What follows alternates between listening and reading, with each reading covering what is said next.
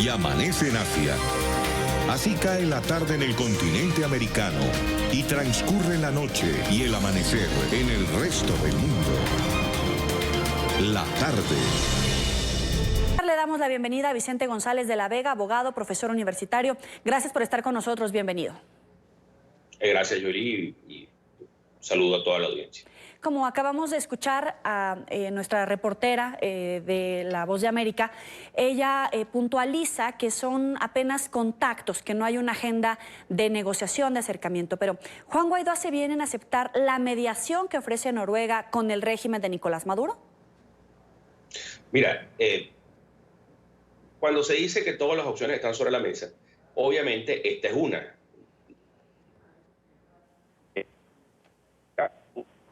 Venezolanos, la mayoría de los venezolanos, hace pensar que las opciones sobre la mesa son solo aquellas que nos parecen, o que nos gustan, o que nos gustarían, y no todas las opciones sobre la mesa. Y obviamente una mediación internacional que está promovida por el Grupo de Contacto Europeo, que tiene apoyo del Grupo de Lima y que lleva la observación cercana o distante del resto de los países que se han involucrado en la solución de la crisis venezolana, obviamente hay que tomarla. Eso no significa que llegue a feliz término. Obviamente los venezolanos tenemos sobradas razones para sospechar de las intenciones del régimen, tenemos sobradas razones para pensar que esto puede ser otro momento de ganar tiempo, pero es necesario transitar por este camino, porque así lo han solicitado los países que están apoyando a la causa venezolana, incluso hasta los mismos Estados Unidos, cuando en su comunicado dice que están observando lo que está ocurriendo, hacen por supuesto la advertencia que tienen desde su punto de vista, pero como también se conoció, este es un asunto que el mismo gobierno de los Estados Unidos ha hablado con otros actores internacionales, como por ejemplo el Vaticano la semana pasada. Es decir, tampoco es que tenga el gobierno del presidente encargado Juan Guaidó muchas opciones sobre la mesa a que apelar. Es decir, nos encontramos en una situación donde hay que tomar todas aquellas opciones que efectivamente puedan hacer avanzar esta situación. Ahora, lo que sí es clave es entender que el status quo actual es insostenible para ambas partes, ni para el régimen de Nicolás Maduro, ni para el intento de cese de la usurpación que encabeza Juan Guaidó. No estamos en un punto muerto, estamos en una situación que necesariamente va a evolucionar hacia alguna parte, y eso hay que conducirlo de alguna manera. Si es necesario hablar con el diablo para cualquiera de las partes, ¿hay que hacerlo? Es muy común escuchar a los venezolanos decir que, siendo el gobierno de Venezuela, la tiranía venezolana, un gobierno delincuencial, es una organización criminal. Para la mayoría de los venezolanos consideramos que eso es lo que tenemos en el gobierno. Yo pongo siempre como ejemplo que cuando hay un secuestro hay que negociar con los secuestradores. Es difícil digerir esto, es difícil entender esto, porque todos aspiramos a una solución moralmente aceptable, o todos aspiramos a una solución donde impere la justicia. Pero la realidad es que hay un poder que se ejerce de manera violenta, de manera arbitraria, y que si hay una posibilidad de sentarse con el diablo para resolver la situación, pues habrá que hacerlo. Es decir, cuando se dice todas las opciones están sobre la mesa, significa todas las opciones están sobre la mesa. No es lo mismo invocar al diablo que verlo llegar. Esto lo quiero hacer hincapié en esto porque, como ustedes saben, de un tiempo a esta fecha, se ha puesto sobre el tapete y se ha puesto de moda invocar una pretendida intervención militar extranjera sobre Venezuela, como si tal cosa no fuera realmente una tragedia. La tragedia venezolana, bueno, la vivimos todos los venezolanos y todos nuestros vecinos.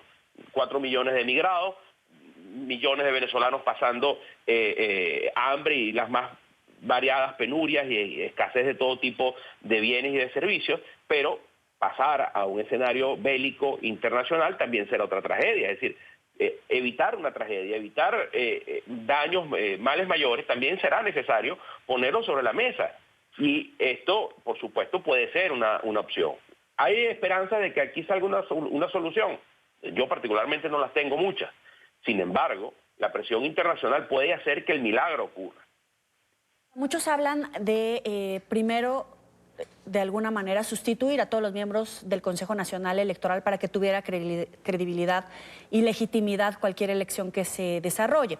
Otros, como Juan Guaidó, habla de solicitar primero y antes que nada las elecciones presidenciales, pero también se ve complicado que la delegación de Maduro acepte esta hoja de ruta en Oslo. ¿Cuáles serían las claves para que la delegación de Guaidó mantenga estos contactos? Mire, obviamente el acompañamiento internacional aquí es clave y no es un simple acompañamiento. Este probablemente sea una iniciativa inédita, porque en la mediación los mediadores no pueden tomar parte. De hecho, una de las críticas que algunas personas han formulado a la propuesta noruega es que Noruega no ha reconocido a Juan Guaidó como presidente encargado de Venezuela. Pero es que muy probablemente si la iniciativa hubiera partido de un país que sí reconociera a Guaidó, los delegados del gobierno no se iban a sentar en esa mesa. Ese es lo primero. El acompañamiento internacional en este caso es fundamental, no solamente como mediadores, sino como factores de presión. La Unión Europea está haciendo presión a su estilo, los Estados Unidos están haciendo presión a su estilo, los países vecinos de Venezuela están haciendo presión y están recibiendo la presión de nuestra tragedia, y eso por supuesto a su vez se transmite de vuelta. Es decir, hay diversas formas. Lo que se ha llevado, lo que se ha logrado al día de hoy, no tiene nada que ver con lo que había pasado en Venezuela y en oportunidades anteriores y en negociaciones o diálogos anteriores. Obviamente hay un escenario distinto.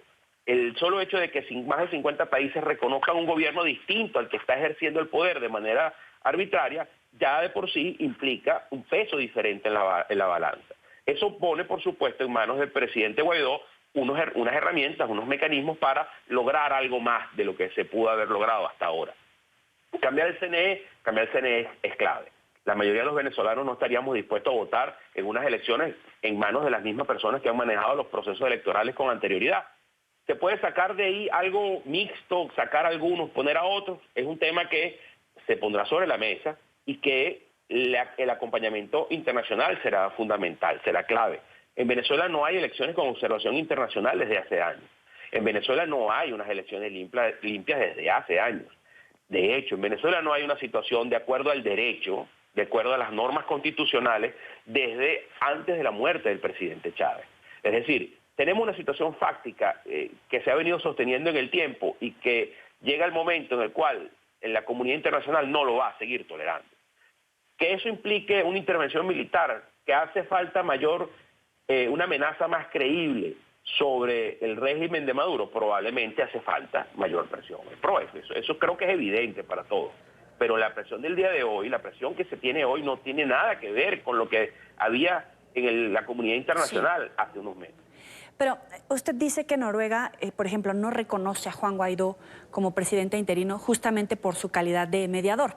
Pero en esas condiciones, ¿hay espacio para abordar solamente la posibilidad de negociar o hacer una salida negociada de Maduro? Mira, hay tiranías que han terminado de manera negociada y hay tiranías que han terminado de manera violenta. Y hay otras que no terminan, y eso también hay que decirlo. Espacio cada vez hay menos. En materia de negociación y mediación, cerrar las puertas y encarecer demasiado la salida tampoco es una solución. Eso lo que hace es retardar las soluciones. Probablemente nos encontramos en este momento en un escenario en el cual el costo de salida se ha elevado demasiado para el régimen de Maduro. Y con esto no quiero decir que haya que aflojar las medidas de presión que se han ejercido. Sin embargo, hay que entender que eso pone la salida en un espacio mucho más pequeño. ¿Hay posibilidades de conseguir una salida negociada? Yo creo que sí. Yo creo que sí, porque al final de cuentas la sensatez, aunque uno piense que los integrantes del gobierno de Maduro carezcan de ella, a veces han demostrado que carecen de ella, esa es la realidad, como también a veces han demostrado que carecen de otras condiciones morales del ser humano. Pero el ánimo de supervivencia también prevalece. Y en los actuales momentos hay algunas ofertas sobre el tapete que no son secretas, que además todo el mundo se comenta en el mundo político, le permitiría a los principales voceros del gobierno de Maduro salir. Una cohabitación, que es otro escenario, difícilmente sería digerible para la mayoría de los venezolanos. Pero bueno, así se han resuelto también otras crisis. Es decir, solamente una vez que esté acordado todo lo que se puede acordar es que los venezolanos podremos saber si habrá una solución o no. Vuelvo y repito, muchos de nosotros no tenemos una mayor esperanza en que esto ocurra. Sin embargo, sería irresponsable no pasar por este periodo de contacto, porque así lo han pedido nuestros aliados. Y yo quiero hacer referencia a este punto en particular porque lamentablemente algunos sectores políticos en Venezuela se han dado la tarea de decir que esta aproximación es una afrenta contra nuestros aliados. Y pareciera que no han leído ni los comunicados del Grupo de Lima, no han leído los comunicados del Grupo de Contacto, no han leído ni siquiera el entre líneas y las conversaciones que el mismo gobierno de los Estados Unidos ha tenido con estos grupos. Es decir, todo esto forma parte del esfuerzo internacional por orientar este asunto. También hay que decir, y tampoco es un secreto, que algunas cosas se han intentado y no han dado resultados. Por ejemplo, pretender el quiebre interno de las Fuerzas Armadas en Venezuela. Se han dado 2 oportunidades en las que eso pudo haber ocurrido y no se dieron como estaba previsto. Estamos hablando del evento de febrero, del ingreso a la ayuda humanitaria y del evento del 30 de abril, encabezado por el mismo presidente Guaidó y el dirigente Leopoldo López. Bueno, no dieron los resultados que esperaba y que algunos gobiernos, como el gobierno de los Estados Unidos, han apostado al quiebre militar interno. Bueno, lo cierto es que no lo hemos tenido. Ahí están las pruebas. Que haya una intervención militar internacional, bueno, esta es la fecha que todos los actores han dicho que, aunque pueda estar la opción sobre la mesa, que todos prefieren una solución pacífica. Y esto yo hago hincapié en este punto porque es muy fácil pedir intervenciones militares, pedirle a la Asamblea Nacional que apruebe un artículo 187 numeral 11 que no está diseñado para eso, pero que lo aprueben como una suerte de llamado de auxilio, sin tomar en consideración los riesgos que ello implicaría para países vecinos como Colombia, como Brasil, como las Antillas holandesas. Es decir, no es posible ejercer una acción de esa naturaleza sin contar con la anuencia de los vecinos. Más presión, viene más presión. Los países vecinos, nuestros vecinos del Caribe, de Colombia, Brasil y el resto de los países andinos, van a recibir una enorme presión migratoria en las próximas semanas una vez que termine el año escolar en Venezuela. Muchas familias están pensando en emigrar una vez que termine las clases de sus hijos. Y eso va a generar un elemento adicional. Es decir, este tema no termina hoy, este tema no se resuelve esta noche, ¿ok? Ojalá sería ideal que saliera de esa conversación en Noruega una solución factible para todas las partes y que de alguna manera Venezuela tome un camino de progreso, pero y de evolución y de riqueza y de derechos humanos y de cese de una usurpación arbitraria.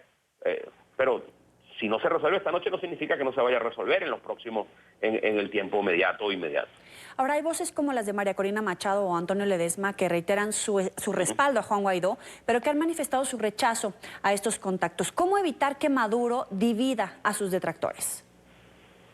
Bueno, lo primero que habría que hacer es llamar a una verdadera unidad. Yo tengo que decir que esos comunicados, de hecho, después del comunicado del presidente Guaidó del 25 de mayo, salió un comunicado de las organizaciones políticas que agrupan a dirigentes como María Corina Machado y Antonio Ledesma, en el cual manifiestan su apoyo al presidente Guaidó, pero rechazan la iniciativa de Oslo.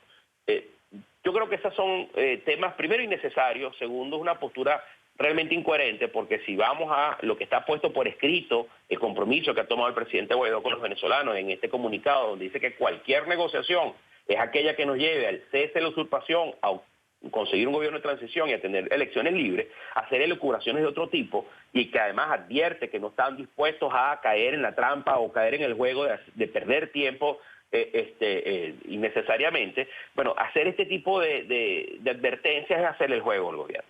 Yo realmente yo lo he llamado en mis redes sociales el beso de Judas, es decir, no me apoyes de esa manera. Eso realmente no es una manera de apoyar.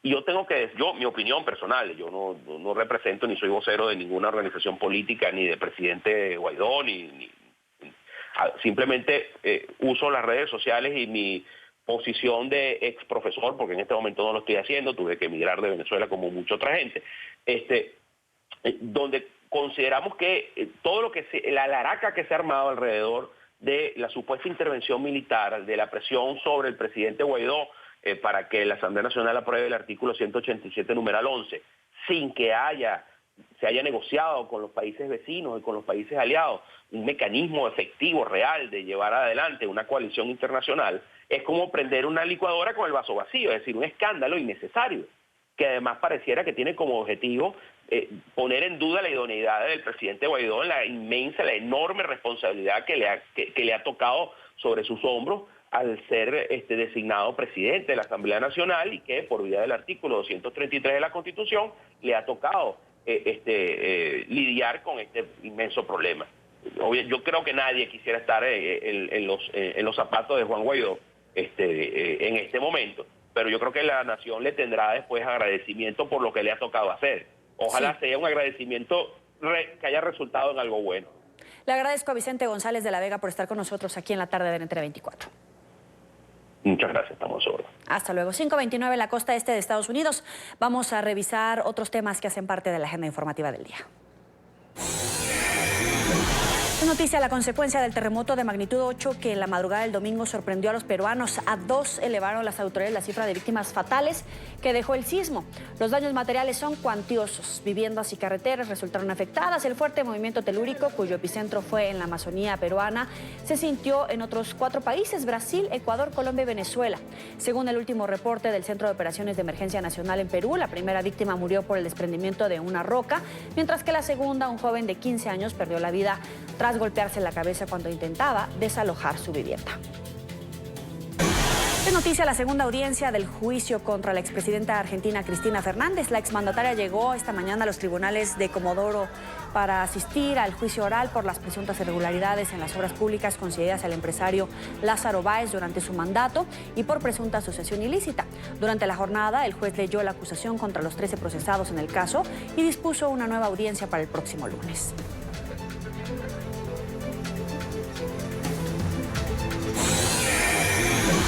Es noticia el Partido Popular Europeo, que se convirtió en el ganador de las elecciones del domingo al Parlamento de Europa, un proceso marcado por el notable avance de los liberales y de los verdes, que serán clave para formar mayorías en una Eurocámara que quedó más fragmentada. La presencia de los euroescépticos es similar a la de la pasada legislatura.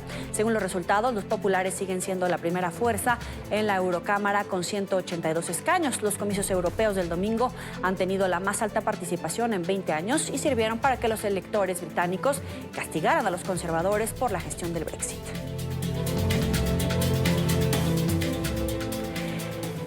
Con el Partido Popular, un venezolano logró por primera vez un escaño en la Eurocámara. Precisamente nos acompaña a esta hora Leopoldo López Gil, padre del dirigente político venezolano Leopoldo López. Gracias por estar con nosotros, bienvenido. Muy buenas tardes, muchas gracias por la invitación. Primero que nada, es histórico su logro, hablemos de él. Bueno, histórico simplemente porque es una cuestión de origen, de nacimiento, pero ciertamente yo creo que no tiene nada de particular que una persona que haya nacido en otra tierra llegue al Parlamento Europeo. ¿Cuáles serían los objetivos puntuales como eurodiputado en torno a Venezuela? ¿Que haya un respaldo unánime a Guaidó o cuáles son las bases? Bueno, por supuesto, una de las cosas que hay que lograr es que toda Europa reconozca la legitimidad de la presidencia de Juan Guaidó, presidente legítimo de la Asamblea Nacional y el único poder legítimo de Venezuela. Una vez logrado eso, también impulsar mediante la utilización de las sanciones, etcétera, que también se cese la usurpación del poder ejecutivo en Venezuela y se pueda lograr un gobierno de transición para celebrar las elecciones democráticas y retomar el rumbo democrático una vez más. Ahora, como eurodiputado, ¿cuáles son los alcances cuando se habla de que todas las opciones están sobre la mesa? ¿Usted apoyaría la intervención militar? Nunca. La intervención militar para mí no es una opción. Además, es una opción que no se discute en los parlamentos usualmente. Esto es ya es otro tipo de negociación. Para mí, pues, la negociación tiene que ser por la vía civilizada, la vía de los hombres de paz, los hombres que están interesados en preservar la vida y el bienestar de la humanidad. Ahora, Juan Guaidó atendió la invitación de Noruega para mediar en la crisis en Venezuela. ¿Cuáles deberían de ser las claves, las bases de este contacto? Yo creo que se ha interpretado muy mal el tema de Noruega. No estoy al tanto de cuáles son las bases de la discusión, pero en todo caso no se trata de un diálogo. Lo que se trata, lo que está intentando hacer Noruega es poner las bases para un acuerdo donde posiblemente podría haber un diálogo, una negociación, más que un diálogo. Eso implica pues que cada una de las partes se comprometan en algo, y que en este caso el único que tiene que comprometerse para mí es el usurpador, porque es el que tiene los presos políticos, el que está inhabilitando a la gente que no pueda participar en las elecciones, el que está dominando un sistema electoral falso, etcétera, etcétera. O sea que es un tanto complejo, pero bueno, los noruegos son expertos en lograr acuerdos, así que bueno, a lo mejor logramos esto por la vía verdaderamente civilizada. ¿Cuáles serían las señales de que Juan Guaidó está ganando algo en estas citas en Noruega y que no le está dando oxígeno a Nicolás Maduro? Bueno, yo creo que eso de que no le está dando oxígeno a Nicolás Maduro es evidente. Yo creo que lo que se está logrando es cada vez más reconocimientos internacionales y cada vez más que el pueblo venezolano pues esté completamente de acuerdo en la sustitución del usurpador. Ahora viene la reunión de la OEA. ¿Qué se debe de esperar de esta reunión, de todos estos encuentros con la comunidad internacional para lograr la transición democrática en Venezuela? Mire, yo creo que simplemente más contundencia en la posición de los países. No se trata de cambiar el libreto, sino que el libreto se respete. No es nada distinto lo que está en juego, porque no hay nada distinto en lo que ha pasado y lo que está pasando. Ahora, en muchas de las intervenciones que ha hecho Juan Guaidó, él habla de cambiar los integrantes del CNE, obviamente de esta transición democrática a través de las elecciones presidenciales.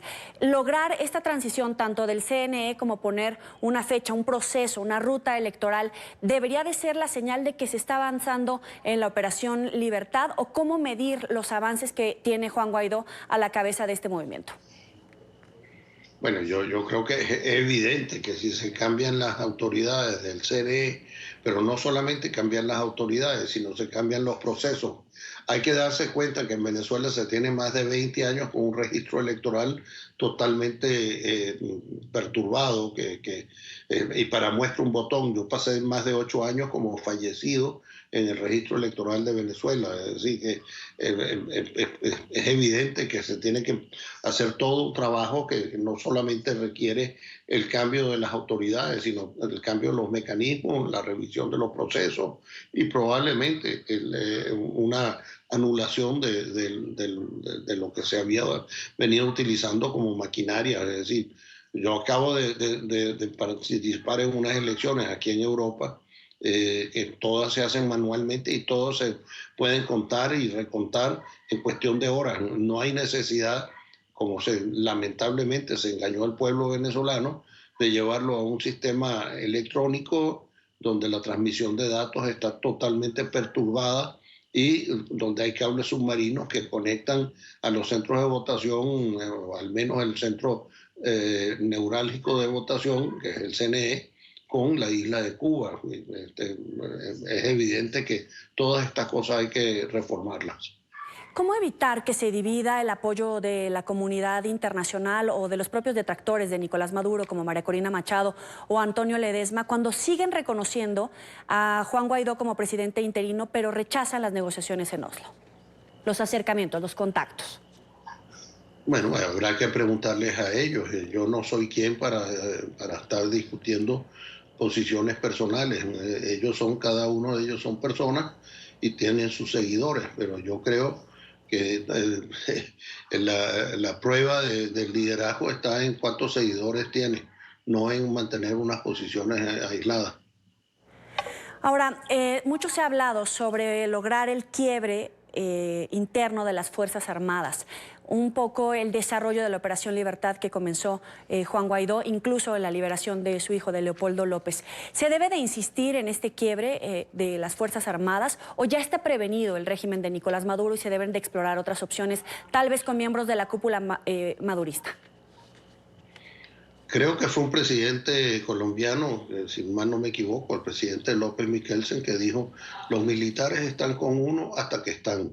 Yo creo que no es una cuestión de insistir en el quiebre, es una realidad. Hay un quiebre y estarán hasta que estén. El día menos pensado, pues amanecerán del otro lado de la cama y dirán, hasta aquí Maduro.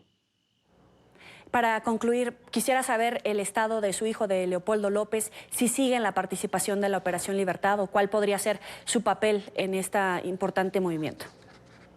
Bueno, Leopoldo es un huésped en la embajada, en la residencia del embajador del Reino de España y como tal pues está protegido por esta circunstancia. Yo creo que si esté involucrado, está tan involucrado como siempre lo ha estado, utilizando pues las comunicaciones que se puede utilizar desde esa residencia. Le agradezco a Leopoldo López Gil, padre del dirigente político venezolano Leopoldo López y ahora diputado del Parlamento Europeo. Muchas gracias por estar con nosotros. A usted, gracias. Vamos a hacer la primera pausa en la tarde. Recuerde seguirnos en las cuentas de Twitter. Están en su pantalla, @NTR24, mi cuenta personal, @Joely Ramírez. Ya volvemos. Gracias por seguir con nosotros. Avanzamos. El presidente de Estados Unidos, Donald Trump, quien lleva a cabo una visita oficial a Japón, dijo este lunes que está dispuesto a hablar con Irán para reducir las actuales tensiones e insinuó una posible mediación del gobierno japonés en este sentido. Precisamente, medios del país asiático han apuntado a la posibilidad de que el primer ministro, Shinzo Abe, viaje en junio a Teherán en una gestión que buscaría interceder entre las dos naciones, cuyos gobiernos han cruzado comentarios hostiles por el programa nuclear de Teherán. Bueno, sé que el primer ministro y Japón tienen muy buena relación con Irán, así que veremos qué sucede. El primer ministro ya me habló sobre eso y creo que a Irán le gustaría hablar y si les gustaría hablar, a nosotros también para ver qué pasa. El presidente estadounidense ya ha generado polémica durante esta visita oficial a Japón y es que pese a la preocupación que ha manifestado el gobierno japonés por las más recientes pruebas de misiles realizados por el régimen norcoreano, Donald Trump le restó importancia y destacó que durante los 2 últimos años Corea del Norte no ha hecho pruebas nucleares ni de misiles de largo alcance. Personalmente creo que muchas cosas buenas vendrán con Corea del Norte. Pienso que tal vez tengo razón, tal vez me equivoque, pero creo que hemos avanzado mucho. No se han realizado pruebas de cohetes, no se han realizado pruebas nucleares, ha habido muy poca actividad. Así que creo que hemos recorrido un largo camino con Corea del Norte y veremos qué sucede. Hay un buen respeto, tal vez un gran respeto construido entre Estados Unidos y Corea del Norte, pero veremos lo que pasa. Las declaraciones de Trump también contradicen a su asesor de seguridad nacional, John Bolton, quien dijo que Pyongyang violó las sanciones de la ONU con sus recientes lanzamientos de misiles de corto alcance. Por ese pronunciamiento, Corea del Norte calificó al consejero de la Casa Blanca como un maníaco de la guerra. Las resoluciones prohíben al régimen probar cualquier misil balístico o tecnologías relacionadas desde el año 2006. Hasta ahora, Washington y Seúl han sido muy prudentes a la hora de referirse a los proyectiles disparados a principios de mayo para no frustrar el diálogo para desnuclearizar la península. Para tratar este tema nos acompaña Guillermo Pacheco Gaitán, experto en temas de seguridad internacional y defensa. Gracias por estar con nosotros. Bienvenido. Joely, buenas tardes. Un privilegio estar con ustedes y los televidentes en toda la región y aquí en Estados Unidos. Como siempre, un gusto saludarlo. Quiero empezar. El presidente de Estados Unidos descarta que las pruebas recientes de misiles de corto alcance le molesten personalmente, discrepando con el primer ministro de Japón, Shinzo Abe, quien dijo que eran muy lamentables. Y se lo dice además en su cara en esta visita. ¿Qué peso tiene este choque de visiones? Mira, yo creo que puede ser un choque de visiones porque podemos decir que no vemos las cosas como son, sino como somos. Lo digo esto porque obviamente el presidente Trump lo mira desde la perspectiva de acercamiento que está teniendo con Norcorea. Japón lo está viendo en la cercanía misma y estos misiles de corto alcance pueden dañar específicamente a Japón, pero no creo que sea un choque en medio de esta visita. Creo que el presidente Trump está haciendo una visita muy geoestratégica, muy geopolítica, acercándose obviamente al nuevo emperador, al primer ministro, y creo que está jugando un buen papel en esta visita porque está acercando temas con China, está acercando temas con Corea del Norte, está acercando temas de Irán a partir de la muy buena relación que tiene con Japón. Pero Japón insiste en que esos misiles de corto alcance suponen una amenaza para la seguridad de Japón. ¿Es así? Sí, claro, es así, por eso te mencionaba que no lo miran con el mismo lente, porque para Trump es una parte menor de lo que anteriormente hacía Corea del Norte. Para Japón es obviamente una amenaza para su seguridad nacional por la cercanía, y estos misiles de corto alcance pueden impactar definitivamente un lugar en Japón, el alcance que tienen puede tocar cualquier lugar de la isla japonesa. Por eso es que la reacción de los japoneses durante la visita del presidente Trump. Ahora, Japón insistió en que los ensayos de misiles por parte de Corea del Norte incumplen las resoluciones del Consejo de Seguridad de Naciones Unidas. También lo hizo el propio asesor de Seguridad Nacional, John Bolton. Entonces, ¿cómo queda la Casa Blanca, sobre todo en boca de Trump, cuando su asesor y cuando Japón pone la circunstancia de violación de estos términos, en términos de nuclearización? Mira, quiera que no, podría haber alguna controversia respecto a lo que el presidente Trump está diciendo, pero recordemos que la política del presidente Trump muchas veces ha sido jugada de esa manera. O sea, muchas veces han quedado en evidencia el mismo Pompeo, el secretario de Estado, ahora su asesor de seguridad, John Bolton. Creo yo que lo que está tratando de hacer el presidente Trump es lograr un acercamiento, bajar por decirlo así, lo que se puede hablar de sanciones contra Corea del Norte, porque él lo que está tratando, como él muy bien lo dice, puede ser que al final me equivoque, pero lo que estoy tratando de hacer es que a través de ese acercamiento bajar completamente el peligro que puede ser Corea del Norte en todo lo que pueda hacer. Entonces, quiera que no, él lo que está haciendo es jugando lo que él ya empezó desde casi el inicio de su mandato. Entonces, obviamente va a estar en contra de lo que el mismo Japón dice y lo que John Bolton ha expresado. Trump elogió a Kim, al que describió como un hombre inteligente que podría haber lanzado los misiles para buscar atención, y lo digo entre comillas. ¿Es solo por buscar atención o es ingenuidad de Trump o es una jugada política que incluso podría resultar contraproducente para el gobierno de Estados Unidos? Mira, yo creo que es una jugada de ambos. Es una jugada de Corea del Norte y es una jugada del presidente Trump. Es una jugada porque obviamente lo que tú mencionas, Corea del Norte trata de mantenerse siempre en la agenda, por decirlo de esa manera. No lo va a lograr si no hace nada. Entonces lo que está tratando de hacer es de hacer cierta manipulación para mantenerse en el debate. ¿Qué hace el presidente Trump? El presidente Trump lo que trata de hacer, como lo mencioné, es bajarle el nivel de controversia que puede hacer. O sea, es una jugada, digo, de ambos, porque ambos están buscando un acercamiento. Y esta actitud, esta manera de reaccionar la hemos visto de ambos, de Corea del Norte y del presidente Trump, a lo largo desde que se realizaron los acercamientos y desde que empezaron esas negociaciones que todavía no han llegado a un punto definitivo para bajar el acceso de Corea del Norte a posibles armas nucleares de destrucción masiva. Pero Trump ha dicho estar abierto, por ejemplo, en otros temas, a un diálogo con Irán, y ha intentado minimizar los temores a un conflicto militar, aunque los iraníes han dicho no tener interés en comunicarse con la Casa Blanca. En el tema con Irán, entonces, ¿qué se puede esperar?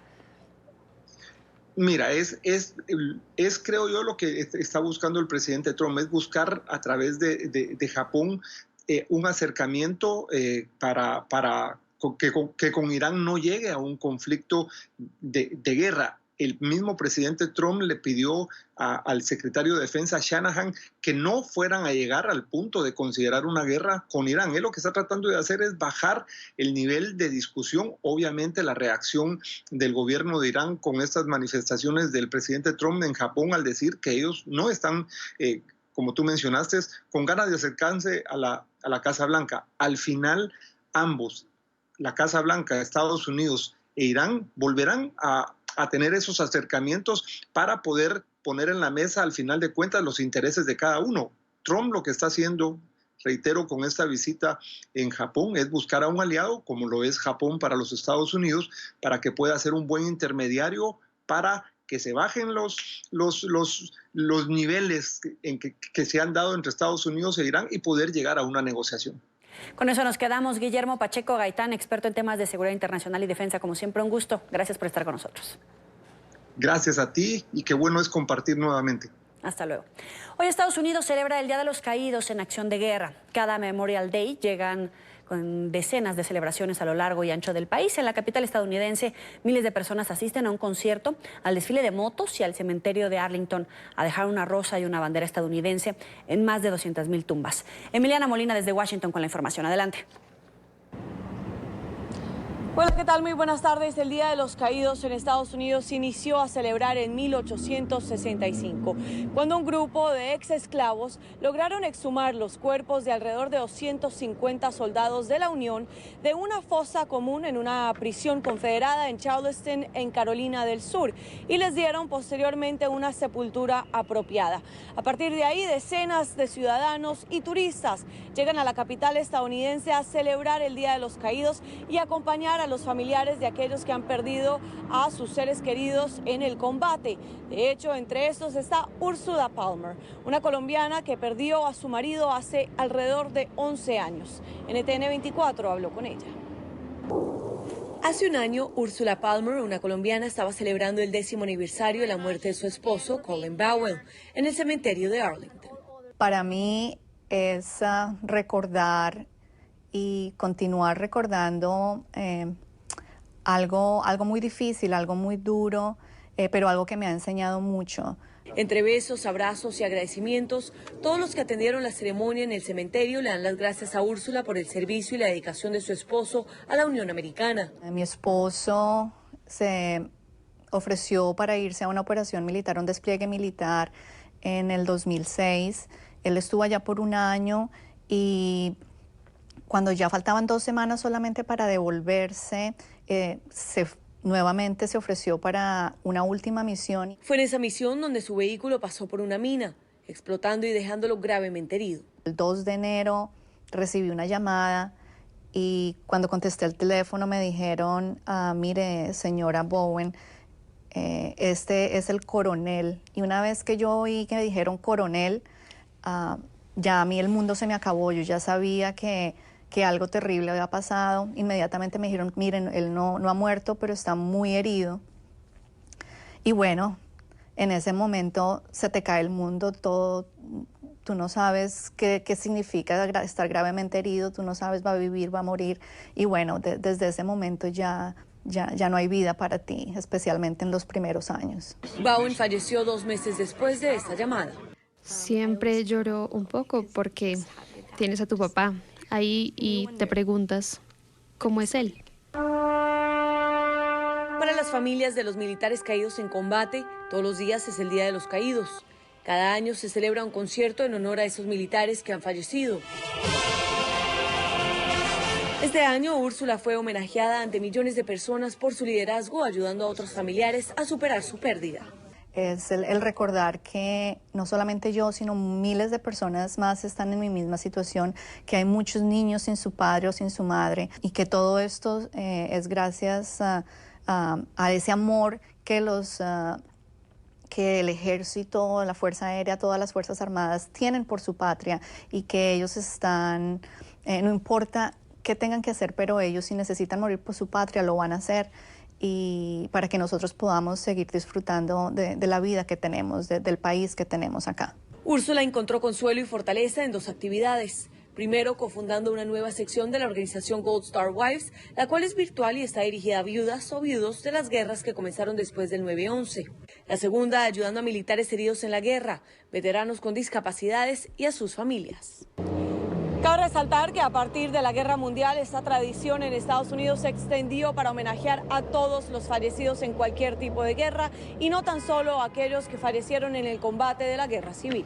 Esta es toda la información desde Washington. Emiliana Molina, regreso al Centro Internacional de Noticias. Gracias, buena tarde. Y en Guatemala despidieron al niño migrante de 2 años y medio que murió en un hospital en Estados Unidos después de haber sido detenido por haber cruzado irregularmente desde México a la Unión Americana. Wilmer Josué Ramírez Vázquez perdió la vida el 14 de mayo por complicaciones respiratorias y su cuerpo fue repatriado la semana pasada. Un total de 6 menores centroamericanos han fallecido bajo custodia de la patrulla fronteriza estadounidense desde diciembre pasado. Grupos proinmigrantes se concentraron a las afueras del albergue de menores indocumentados en Homestead, en Florida. Lo hicieron para entregar a los menores miles de cartas enviadas desde varios estados de la Unión Americana con mensajes de esperanza para los pequeños que están a la espera de resolver su situación migratoria. NTN 24 está en el lugar de la noticia con Paola Cerla. Muy buena tarde.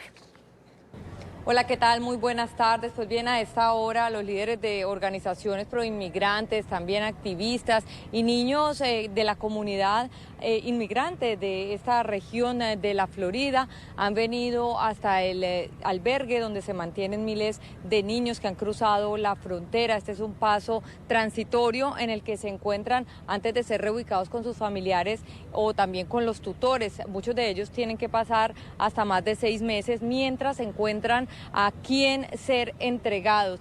Han venido hasta aquí con el propósito de entregarles cartas que han sido escritas, cientos de ellas, aquí en el condado Miami-Dade, incluso por niños de otras escuelas, pero otras también alrededor del país. Y en este momento se encuentran frente a los agentes aquí del centro de detención intentando entregarlas. Esto nos dijeron los activistas y las personas que participan de este evento el día de hoy. Esta mañana estamos aquí porque jóvenes como Lía, como Joana, de todo el condado han colectado cartas para niños dentro del centro de detención con mensajes de amor, solidaridad y con mensajes de preocupación, porque ellos a una temprana edad saben que los niños no tienen que estar en un centro de detención, tienen que estar en las escuelas y con su familia en sus casas. Así que este es un mensaje de que los jóvenes aquí afuera los estamos esperando para que sean reunificados con su familia y que son bienvenidos y que no deben estar en un centro de detención. Todos los niños, la mayoría ya tiene a su familia o a sus tutores que están aquí afuera esperándolo. La situación es que se tarda mucho la reunificación porque esto es un negocio redondo. Este es el lugar más grande y que están sacando mucho provecho por tener a los jóvenes aquí en detención. Las cartas dicen que nosotros estamos aquí luchando por ustedes y que no se sintieran mal. Y nosotros lo escribimos para que no se sintieran mal, para que sepan que they're not alone, que nosotros estamos aquí afuera luchando para ellos. Yo me pongo un poquito triste porque no es justo que ellos están ahí adentro y yo estoy aquí jugando. Ellos deberían de estar aquí jugando estar con su familia, con sus amigos. Me siento triste, pero también tengo la esperanza que entremos y que reciban nuestras cartas, que ponemos nuestro corazón en escribirlos para que luchen. No están solitos, aquí estamos luchando para ellos afuera.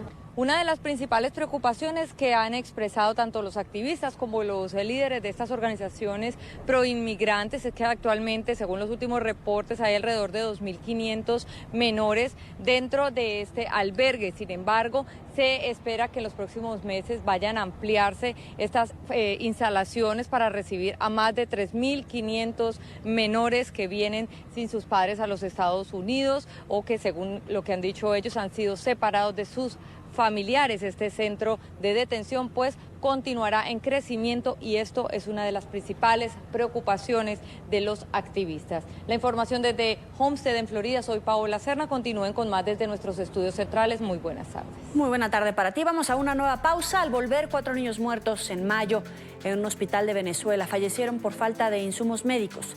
Perdieron la vida mientras esperaban un trasplante. Ya volvemos.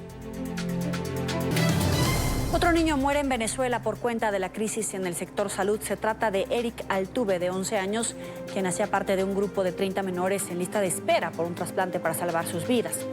Médicos y enfermeras del Hospital JM de Los Ríos, donde falleció el niño, se pronunciaron. Solo en mayo han perdido la vida 4 menores por falta de insumos. Este es un informe de Oliver Fernández desde Caracas. En Venezuela no hay insumos ni medicinas, pero tampoco humanidad por parte del régimen para resolver la crisis de salud. Jennifer Guerrero es la madre de Eric Altuve, de 11 años. Murió este domingo. Cuenta que su hijo tenía muchas ganas de vivir, pero el sistema le quitó esa oportunidad. Mayor felicidad de mi hijo era ir al trasplante de médula ósea porque él decía que él se iba a curar. ¿Qué más te decía tu hijo? ¿Qué más te decía? Que él era muy fuerte y que el cáncer no iba a poder con él. Jennifer no quiere que los compañeros de su hijo corran con la misma suerte. Durante 6 meses asegura que vivió de las fundaciones, de la buena voluntad de los médicos y enfermeras, de quienes dirigen el sistema. No recibió nada. Incluso mi hijo ayer necesitaba Propofol y resulta ser que fui a farmacia y el farmacéutico me dijo, la directora lo tiene encerrado bajo llave, no podemos hacer nada. Es triste decirlo, pero si seguimos así, esos niños van a fallecer. Ante la contingencia, Eric Altuve, con tan solo 11 años, ya estaba consciente de la situación. Esto le pidió a su padre. Papi, si me llego a morir, yo no quiero que me entierren en una parte que ustedes no me vayan a visitar. Quiero que me entierren en una parte donde ustedes estén conmigo, si sea un día al mes, pero que ustedes vayan a visitarme, si sea con mi abuelo, si sea con mi tío, pero que me vayan a visitar. El régimen hace responsable de la crisis a un presunto bloqueo económico. Las enfermeras aseguran que el bloqueo es el que tiene Nicolás Maduro hacia los niños. El gobierno es el que nos tiene sancionados a nosotros en el hospital. ¿Cuál sanción? Yo no entiendo ninguna sanción, sino la que ellos nos tienen aplicadas aquí. ¿Cuál sanción? Esos niños no entienden de eso. Entonces, la sanción para los niños y para los hospitales, pero no para los militares. Mientras se aprueban millonarios recursos para la compra de armas y uniformes militares, los niños mueren, al igual que el sistema de salud. A mí no me importa venir a trabajar con los zapatos rotos, con el uniforme sucio, porque ese uniforme está sucio y manchado y viejo.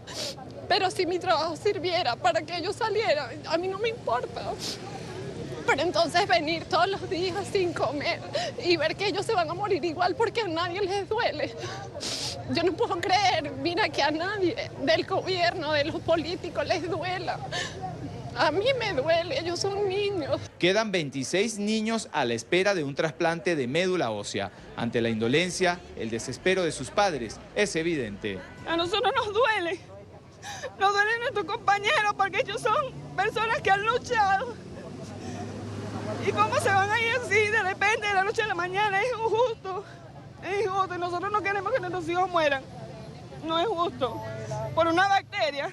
Y él no lo ve. Él dice, todo está bien. No está bien, presidente. No está bien. Ve a sus niños. Usted no sufre, ¿verdad? Porque usted tiene su familia por fuera. Bien, usted no compra una caja de clavos. Usted no compra nada de eso, señor. Nosotros sí, porque nosotros somos un pueblo que nos tiene humillados. Y estamos aquí todavía luchando para que sigas burlándote de nosotros. Los médicos, las enfermeras, las distintas organizaciones no gubernamentales y también los padres de los niños del Hospital JM de Los Ríos convocarán a una gran manifestación en todo el territorio venezolano. Es la información que manejamos desde Caracas. Continúen con más de la tarde de NTN 24. Saludamos a Vietnam Vera, médico pediatra, intensivista del Hospital JM de Los Ríos. Gracias por estar con nosotros, doctor. Bienvenido. Gracias, Joely, por tenerme en tu programa. Doctor, son 4 los niños que han fallecido en lo que va del mes y 2 en menos de 72 horas. ¿A qué lo atribuye? Mira, precisamente la razón de estar hoy aquí es eso. No nos podemos quedar callados ante la situación que se atraviesa actualmente.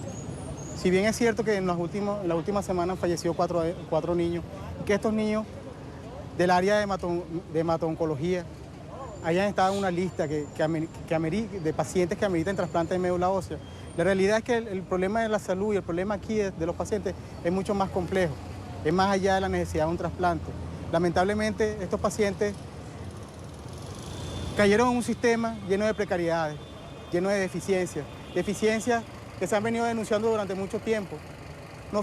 No es reciente que se denuncien constantemente las deficiencias que hay en el Hospital JM de los Ríos, como así todos los hospitales del país.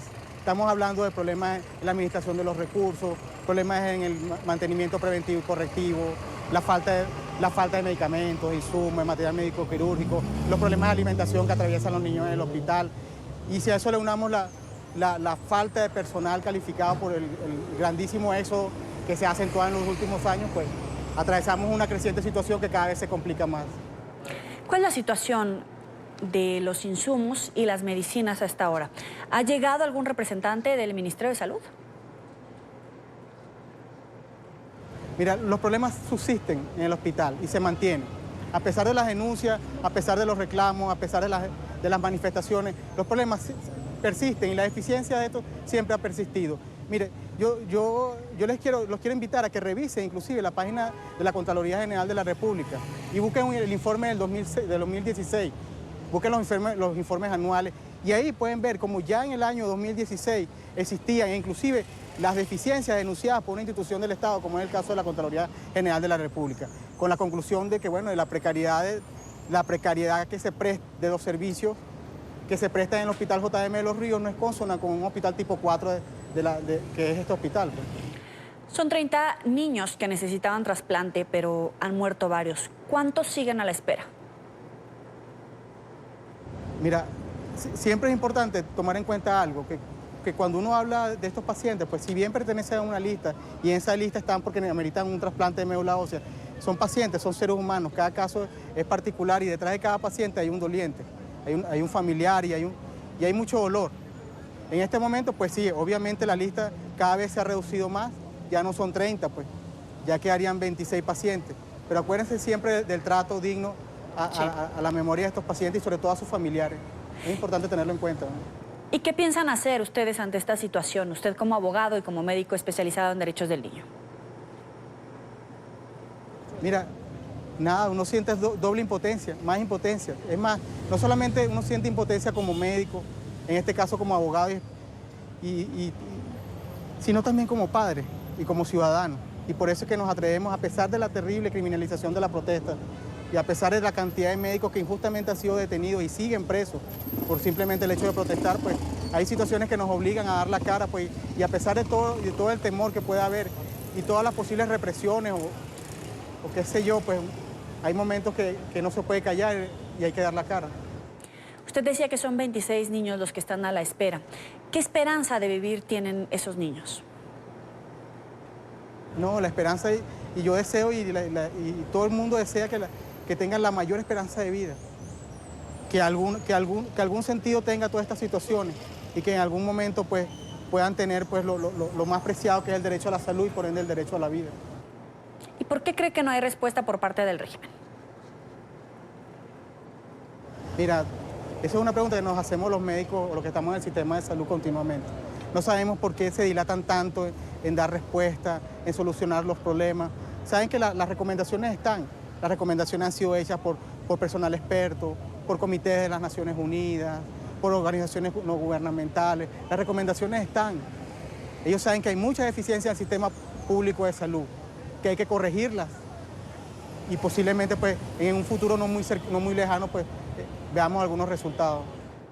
Le agradezco a Vietnam Vera, médico pediatra intensivista del Hospital JM de los Ríos. Gracias por estar con nosotros, doctor. Muchísimas gracias, Yoeli. Bueno, y nada, estamos aquí. Quiero que la comunidad sepa que los médicos que estamos acá en el país, muchos seguiremos en el país, luchando por el derecho a la salud y la vida de todos, porque también el derecho a la salud de nosotros. Amnistía Internacional, tras el motín que la semana pasada cobró la vida de 29 reclusos en una prisión del Estado portuguesa en Venezuela. A través de redes sociales, la ONG condenó la violencia a la que afirman está sometida la población carcelaria en el país y consideró que el régimen de Nicolás Maduro no debe enfrentar las exigencias de los presos con fuerza excesiva. Asimismo, exigió al Estado realizar una pronta investigación imparcial para evitar que este hecho se repita en próximas ocasiones, tanto en el lugar del motín como en el resto del país. La directora para las Américas de Amnistía Internacional también se refirió a lo ocurrido. La muerte de al menos 30 privados de libertad y 19 policías heridos en Acarigua es un ejemplo más de la violencia constante y el abandono a los que está sometido la población carcelaria en Venezuela. La muerte de estas personas bajo la custodia del Estado y sin que exista hasta ahora una explicación plausible de las autoridades deja al gobierno de Nicolás Maduro como principal responsable de estas muertes. Exigimos una investigación pronta e imparcial para evitar que estas situaciones de violencia vuelvan a repetirse y se garantice justicia a las víctimas. En esta parte del programa quiero saludar a Humberto Prado, coordinador general de la ONG Observatorio Venezolano de Prisiones. Gracias por estar con nosotros. Un abrazo, saludos a toda tu audiencia y a la orden. Según la información que ustedes han recabado, ¿qué fue lo que ocurrió ese día? Bueno, es que esto es un problema recurrente, ¿no? Porque ya ha pasado en otras oportunidades, ya en el año 2017 hubo también un asesinato de 39 reclusos en el penal de Amazonas, 39 indígenas fueron asesinados. Después el año pasado, en el 2018, en el estado Carabobo, en la policía del estado Carabobo, valga la redundancia, murieron 69 personas, 67 eran reclusos y 2 mujeres que se encontraban de pernota en esas instalaciones policiales.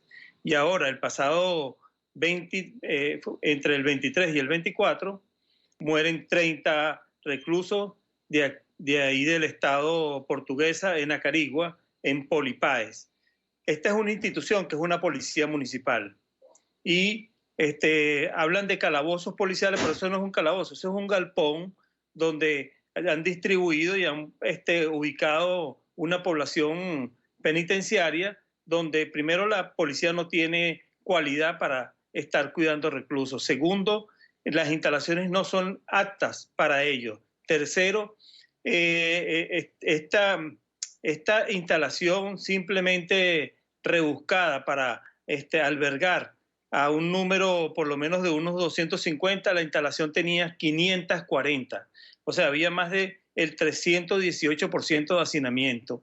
Y además de ello, había una situación que se venía presentando desde el pasado 16 y trajo como consecuencia, entre esos enfrentamientos, cuando le suspendieron la visita a la población reclusa, de discusiones y enfrentamientos con las autoridades. Después, el día 23, asesinan a uno de los líderes de la cárcel y trajo como consecuencia el enfrentamiento entre ambas partes. Tanto, yo no puedo hablar de toda la población reclusa, sino de un grupo de la población reclusa contra las autoridades. Y el día 24 ingresa a las instalaciones unos organismos, Policía Nacional, Policía Estatal, un grupo que tiene simplemente una calificación de exterminio que se llama el grupo FAES, y simplemente a las 2 horas, 3 horas, simplemente teníamos ya el resultado de 29 muertos. Entonces, entre el 23 y el 24, el resultado son 30 reclusos muertos que están bajo la protección, bajo el resguardo del Estado, y que nosotros por lo menos tenemos un artículo en la Constitución que dice que la pena de muerte no se aplica en nuestro país y que el Estado protegerá la vida de las personas que están privadas de libertad. En este caso, la situación de corrupción que hay en estas instalaciones, donde presos estaban armados y no precisamente están armados porque la visita es quien les introduce las armas, sino son los propios funcionarios quienes introducen las armas. También ahí funcionaba una situación donde los propios funcionarios cobraban semanalmente a los presos para que pudieran por lo menos estar tranquilos, porque si no eran amenazados de traslado. Pero perdóname, como quiero consecuencia interrumpirlo, Humberto. Detonante. Los presos tenían en su poder, usted nos puede confirmar esa información o qué información tenían respecto a si tenían en su poder granadas, cuchillos, armas, pistolas, etcétera. Un grupo de internos, no todos los presos. Un grupo de internos era quien tenía en su poder unas armas de granadas y pistolas, pero ese grupo no llegaba ni siquiera a 5 reclusos y matan a 30. Y sin embargo no agotaron nunca la mediación para evitar el enfrentamiento. Los presos solicitaban la presencia de la Defensoría del Pueblo y del Ministerio Público por lo menos para mediar la situación y el conflicto, y nunca hicieron acto de presencia. Y ante la situación que se presentó del enfrentamiento, simplemente, bueno, tenemos el resultado de 30 reclusos muertos, 18 personas heridas, entre ellas funcionarios, y también heridos resultaron miembros de la población reclusa como tal. Pero esto simplemente tiene un problema muy grave en cuanto a lo que tiene que ver con el hacinamiento y el problema que nosotros siempre hemos denunciado, el tráfico de armas que hay en todos los establecimientos del país. ¿Hay operación criminal de bandos muy puntuales, identificados, de reos?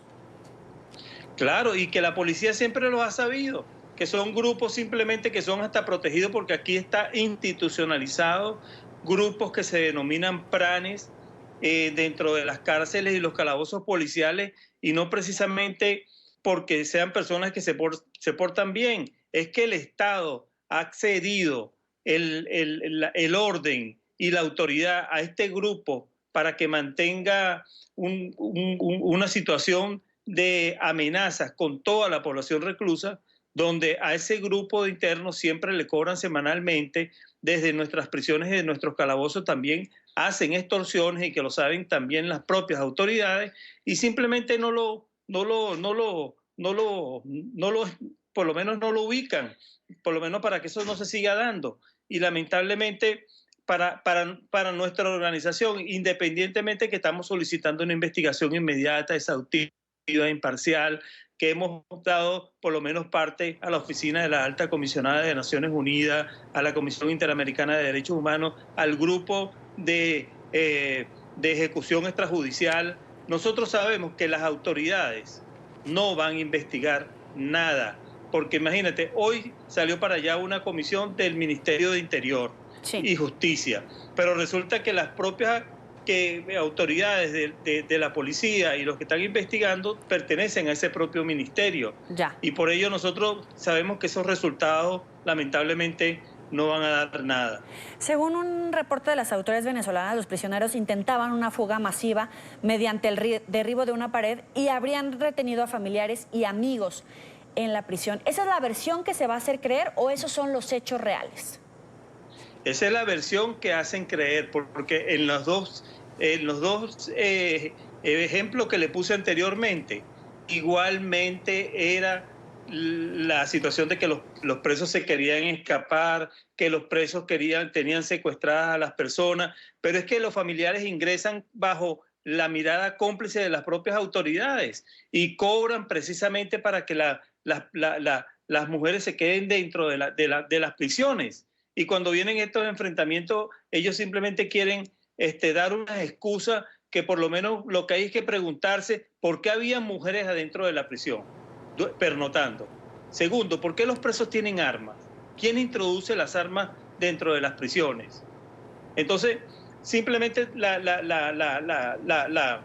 respuesta es que las propias autoridades son quienes introducen las armas, son las que dejan pasar a las personas para que pernoten, y las autoridades tienen que asumir su responsabilidad, y ese establecimiento, como nosotros hemos dicho, debe ser intervenido, y todas las autoridades deben estar bajo investigación para poner a los responsables bajo la justicia. Aquí no estamos justificando en ningún momento de que con el enfrentamiento, que los presos tenían armas y había que desarmarlo. Bueno, hay que desarmarlo, pero tampoco hay que ejecutarlo, porque muchos tenían tiros en la cabeza por versiones de los propios familiares. Y si el Estado va a proteger la vida de las personas que están privadas de libertad, lo primero que tienen que hacer es que tienen que ordenar la casa, no se puede permitir visitas para que noten y no se puede permitir tráfico de armas. ¿Era como un tiro de gracia? Yo creo que más bien eran tiros ejecutados por francotiradores. ¿Y tienen documentado que hubiera algún tipo de asistencia de francotiradores? Bueno, es que ese grupo especial de exterminio, como ha quedado calificado, porque siempre que entran a una acción, siempre hay muertos en las comunidades, siempre hay muertos en las urbanizaciones, y estos son los grupos que tienen precisamente para ese tipo de actividades. Pues. Le agradezco a Humberto Prado, coordinador general de la ONG Observatorio Venezolano de Prisiones, por estar con nosotros aquí en la tarde. Un abrazo, saludos. Hasta luego. Vamos a una pausa, volvemos. Los invito a que se suscriban a nuestro canal en YouTube NTN24. Van a poder encontrar todo el contenido multimedia, nuestras entrevistas, reportajes y la señal en vivo. Recuerda conectarse www.youtube.com/NTN24. Ya volvemos. El presidente de México, Andrés Manuel López Obrador, dio un paso atrás en su proyecto de recorte de presupuesto para hospitales. En momentos en los que el gobierno habla de su plan de austeridad, profesionales de la salud advirtieron sobre las consecuencias de congelar los fondos en los centros asistenciales. Por ello, y ante otras denuncias de escasez de medicamentos, el mandatario anunció la liberación de más de 2.400 millones de pesos, alrededor de 126 millones de dólares, destinados al abastecimiento de fármacos. Otro elemento alrededor del sector salud es la denuncia en la paralización de construcción y dotación de hospitales, heredado de administraciones anteriores. Desde la Ciudad de México nos acompaña Jorge Ramos, director de información de La Silla Rota. Gracias por estar con nosotros. Bienvenido. Lili, buenas tardes y buenas tardes a tu auditorio. Me da la impresión de que está en terapia intensiva, pero ¿cuál es tu valoración? Pues sí, mira, realmente el sistema de salud en México pues lleva ya un buen rato en terapia intensiva. Nosotros hemos estado comentando desde principios de año con la reportera Mariluz Roldán, ha dado cuenta de cómo pues la herencia maldita que le dejó pues no solamente Enrique Peña Nieto, el anterior presidente, sino que desde antes el anterior Felipe Calderón, una serie de lastres en el sector salud que ahora le vienen a estallar en la cara a Andrés Manuel López Obrador. Sin embargo, yo creo que el problema es que en el caso de este gobierno, lo que están haciendo es les entregaron una bomba de tiempo, pero yo tengo la impresión de que la están queriendo desactivar pues adentellada. Sí, pero quisiera ir por partes. Por un lado está la liberación de los 2.400 millones de pesos a hospitales e institutos. ¿Qué tanto es el avance con este presupuesto? Bueno, estos 2.400 millones de pesos en realidad están afectando a pues unos 15 institutos médicos, que son los más especializados. 11 de ellos son institutos nacionales que combaten pues, males tan terribles como el cáncer, el Instituto Nacional de Cardiología, pero también hospitales muy importantes que tiene México de primer nivel y que bueno, este gobierno había determinado hacer congelarles el gasto de casi 2.400 millones de pesos. Sin embargo, los directivos de estos institutos especializados que incluso compiten a nivel mundial en cuanto al éxito en el combate a estos males, también hacen investigación. Bueno, pues estos directivos alertaron al Congreso mexicano, a senadores y diputados, y les dijeron que, bueno, pues, sin este dinero prácticamente le estaban condenando, pues no solamente a los institutos, sino que estaban haciendo y poniendo en riesgo, y algunos de ellos le dijeron con toda claridad en una reunión privada, que estaban poniendo en riesgo ya la vida de la gente. La gente estaba a punto de morir. Y bueno, nosotros hemos hecho algunos recorridos por varios de estos de los más importantes hospitales y efectivamente la gente está muy preocupada porque pues no hay medicamentos, porque se han dejado de usar equipos de primer nivel, porque despidieron a los técnicos que fueron capacitados para la operación de este tipo de instrumentos y los echaron. Hay una ola de despidos en estos institutos de la salud en México que realmente pues, es insisto, una situación bastante grave que, insisto, es una bomba de tiempo, pero no era para desactivarla adentellado. Si bien es un mal heredado, ¿qué tanta responsabilidad es del gobierno actual? Porque los recortes son de esta administración. Si bien hay un discurso de combate a la corrupción, de austeridad, tú mencionas, por ejemplo, despidos de gente que utilizaba algún tipo de equipo muy especializado y, por ende, las personas que tienen ciertos padecimientos como el cáncer, por mencionar algunos, están padeciendo la falta de equipo, la falta de medicamentos, la falta de insumos. Mira, te pongo un par de ejemplos. Desde hace por lo menos 5 años, este gobierno heredó 328 hospitales en todo el país que estaban inconclusos. Por muchas razones, los abandonaron, los dejaron a media, pero eran 328 hospitales que tiene ahorita en sus manos el gobierno de López Obrador que tiene que concluir para la atención de la salud. Ese es un gravísimo problema, es un dineral, es mucho dinero que se requiere para terminar los hospitales que no terminó la gestión de Enrique Peña Nieto y ahí están a medias muchos de ellos en ruinas prácticamente, porque llevan más de 5 años sin que les coloquen un nuevo tabique. Y otro elemento, por ejemplo, está en el caso de las medicinas. Efectivamente, la adquisición de medicamentos es una, digamos, un bocado muy grande que, pues sí, seguramente ha permitido que haya corrupción y que algunos funcionarios y algunas empresas pues hayan hecho su agosto con la compra de estos medicamentos. Pero el problema es que este gobierno lo que determinó es cortar de tajo, cercenar presupuestos, cancelar contrataciones de personal especializado, despedir a personal especializado, incluso también llegaron al límite de posponer la compra de medicamentos. Hace 20 días debieron de haber lanzado una licitación de casi 100,000 millones de pesos, unos 10,000 millones de dólares, para que la compra de medicamentos no se lanzó. No se publicó la convocatoria y por lo que vemos todavía va a tardar unas semanas más en lanzarse esa convocatoria. Ellos dicen que la razón fundamental es combatir la corrupción y evitar que se vuelvan a cometer pues latrocinios en este tipo de procedimientos, pero la verdad es que el problema es que ponen en riesgo la vida de las personas porque uno, no hay personal capacitado para atender a la gente. Los jóvenes residentes no tienen el apoyo económico que tenían y por lo tanto la atención a los pacientes también se debilita. No hay medicamentos y los edificios que tendrían que terminarse, que tendrían que acelerarse el paso para terminarse y dar una mejor atención a la gente, tampoco se está haciendo. Por lo tanto, el problema se agrava de manera más dramática.